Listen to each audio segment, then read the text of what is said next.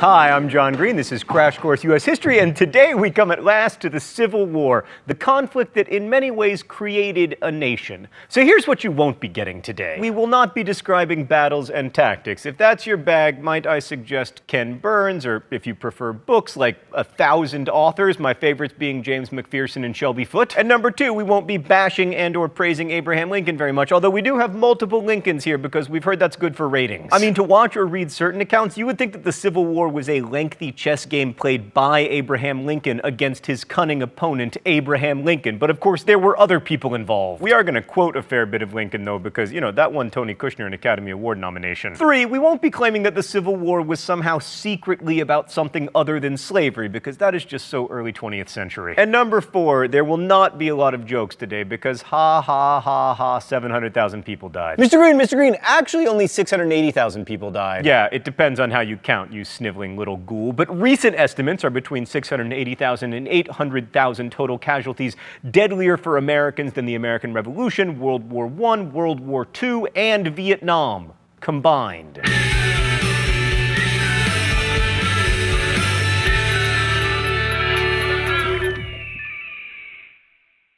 So let's start with some basic facts about the American Civil War. 1861 to 1865, which corresponded with the presidency of Abraham Lincoln, the Union, or more colloquially, the North, fought against the forces of the Confederate States of America, or the South. Sometimes people call the Union the blue and the Confederates the gray, but in fact, the uniforms weren't very uniform. They were all different kinds of color, and also, with all that dirt and blood, they were all just brown. All right, let's go to the thought bubble. You'll notice from this map that not all the states that held slaves were part of the Confederacy. The border states of Kentucky, Missouri, Delaware, and Maryland allowed slavery and never left the United States. All of these border states were critical to the Union. Maryland was north of the nation's capital in Washington, D.C. Kentucky controlled the Ohio River. Missouri was the gateway to the West. Delaware actually wasn't that important. So none of that should be particularly controversial unless you're from Delaware. But the causes of the war, that's another story. The Civil War was about slavery. Actual historians will back me up on this, like David Goldfield, who wrote, "Both Northerners and Southerners recognized slavery as the immediate cause of the Civil War." Also, Lincoln said in his second inaugural address,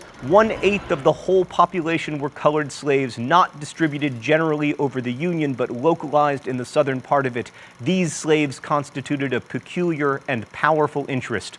All knew that this interest was, somehow, the cause of the war. That said, in comments, lots of people will be like, the war was about agriculture versus industry, or the states' rights to protect themselves from the tyranny of a big federal government. But if it were really about that, the Civil War would have started during the nullification crisis in the 1830s, when, as I'm sure you'll remember, Andrew Jackson said that South Carolina couldn't declare a federal tariff null in their state. Why didn't that cause a civil war? The Confederate government passed the first conscription act in American history, implemented national taxes, created a national currency, and had a government bureaucracy of about 70,000 people, more than the federal bureaucracy in Washington, D.C. Thanks, Thought Bubble. That said, in the beginning of the war, Lincoln deliberately tried to downplay the slavery angle, arguing that the war was only about preserving the Union. But the war was also about religion for both sides. As David Goldfield put it, in protecting the revolutionary ideals, Northerners would preserve God's plan to extend democracy and Christianity across an unbroken continent and around the world.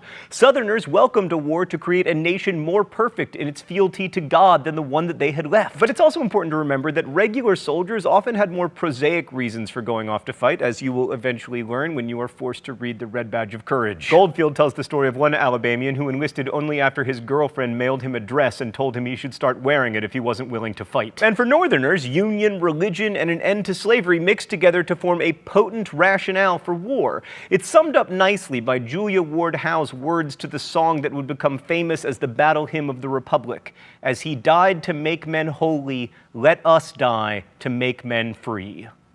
You thought I was going to sing, but you were wrong. So spoiler alert, the Union won the war, which in a sense is unsurprising because they had massive advantages. For starters, they had many more people, approximately 22 million as compared to 9 million in the South, of whom 3.5 million were slaves and therefore unlikely to be sympathetic to the Southern cause. Also, the North manufactured more than 90% of all goods in America. Its factories turned out 17 times more textiles than the South, 30 times more shoes and boots, 13 times more iron, and 32 times more firearms. Plus, at the outbreak of the the war, the North had 20,000 miles of railroad compared with the South's 10,000. This made it easier for the Union to move its army, which over the course of the war enlisted more than 2 million men compared with 900,000 for the Confederacy. Even Northern agriculture was more productive, taking greater advantage of mechanization than Southern farmers did. Really, the only advantage the South had was better military leaders, like most of the tactically famous generals of the Civil War, Robert E. Lee, Stonewall Jackson, Jeb Stuart, etc., were Southerners, and also, by the way, they all had great last words. Lee said, "Strike the tent." Stonewall Jackson said, "Let us cross over the river and rest under the shade of those trees." And Jeb Stuart, after being mortally wounded in battle, said to his close friend and lieutenant,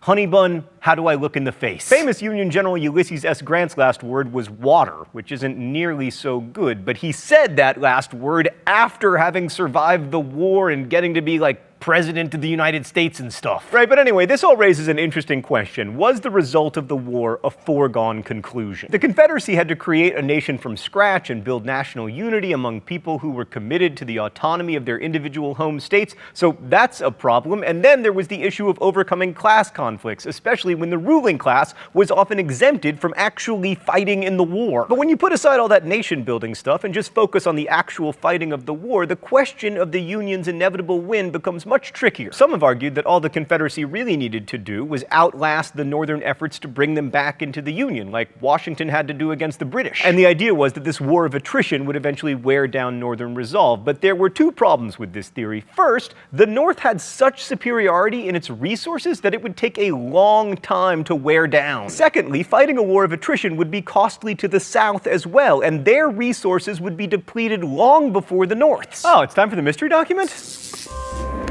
The rules here are simple. Whoa! That was intense. I try to identify the author of the mystery document. If I am right, I do not get shocked, but I'm never right because Stan makes it too hard. All right, let's see what we got today. I therefore determined first to use the greatest number of troops practicable against the armed force of the enemy, preventing him from using the same force at different seasons, and second, to hammer continuously against the armed force of the enemy and his resources, until by mere attrition there should be nothing left to him but submission. Okay, so the strategy of attrition was a Confederate strategy, but Stan is a jerk. But it talks about the enemy and his resources, which was kind of a Union focus, and more importantly, it talks about preventing him from using the same force at different seasons. That makes me think it is a Union general. Final answer, Ulysses S. Grant.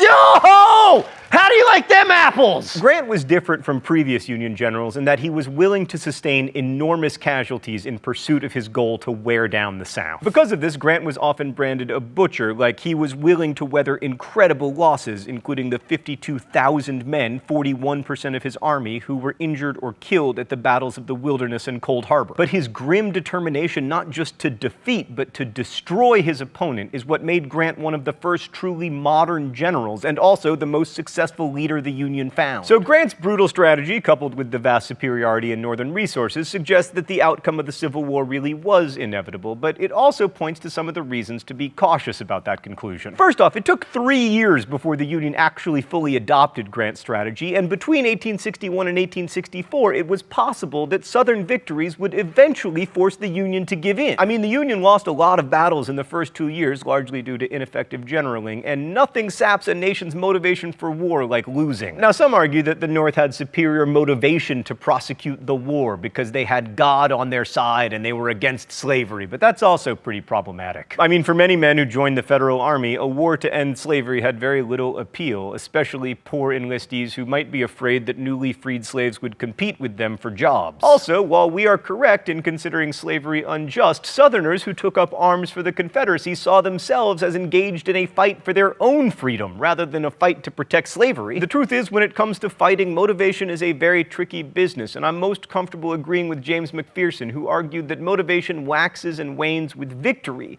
and that the outcome of the war was contingent on a number of turning points. And we're just going to discuss two of the most important, July 1863 and August 1864. July 1863 saw two of the most important Union victories in the whole war. In the Western Theater, General Grant laid siege to and captured Vicksburg, Mississippi, thus giving the Federals control of the lower Mississippi River. I mean, by then, the North already had New Orleans, which made it pretty much impossible for the Confederates to ship cotton or anything else along the Mississippi River. After that, Grant was able to turn his attention to the east with the aforementioned hammering of the enemy and their resources. More famously, especially in the eastern part of the United States, the first 3 days of July 1863 saw the Battle of Gettysburg in Pennsylvania. This was General Lee's furthest major offensive in the North, and had he won the battle, it is likely that panic would have set in places like Philadelphia and maybe even New York. Actually, panic did overcome New York in draft riots that killed more than 100 people and only ended after troops from Gettysburg were called in. I'm not going to go into detail about either of these battles, but they shifted the tide of the war in favor of the North, although not enough to bring the war to a quick end. Confederate forces would never again threaten a northern city. August 1864 saw another turning point that really spelled the doom of the Confederacy, and that was when Union General Sherman took Atlanta. Atlanta was a railroad hub and manufacturing center, but its capture was more significant politically than militarily because it happened close to the election of 1864. And that American election was really the last time that the Confederate States of America could have won the Civil War. It's easy to forget this, but Lincoln actually had to run for re-election during the Civil War, and by the summer of 1864, the war was pretty unpopular, and it looked like Lincoln might lose. The capture of Atlanta changed public opinion about Lincoln, and it meant that his Democratic opponent and former top general, George McClellan, didn't stand a chance of winning, which was really significant for the war because Lincoln was committed to ending it with a Union victory, and McClellan, I think it says a lot about American history that in the end, the war's outcome was ensured not just by military victories, but by a political one. Next week, we'll examine the effects of the Civil War and the enduring questions that have arisen out of it, such as who exactly freed the slaves. But until then, thanks for watching. Crash Course is produced and directed by Stan Muller. The script supervisor is Meredith Danko. Our show is written by my high school history teacher, Raul Meyer, and myself. Our graphics team is Thought Cafe, and our associate producer is Danica Johnson, also responsible for Fell to Abraham Lincoln. If you want to suggest captions for the Libertage, you can do so in comments, where you can also ask questions about today's video that will be answered by our team of historians. Thanks for watching Crash Course, and as we say in my hometown, don't forget to be awesome.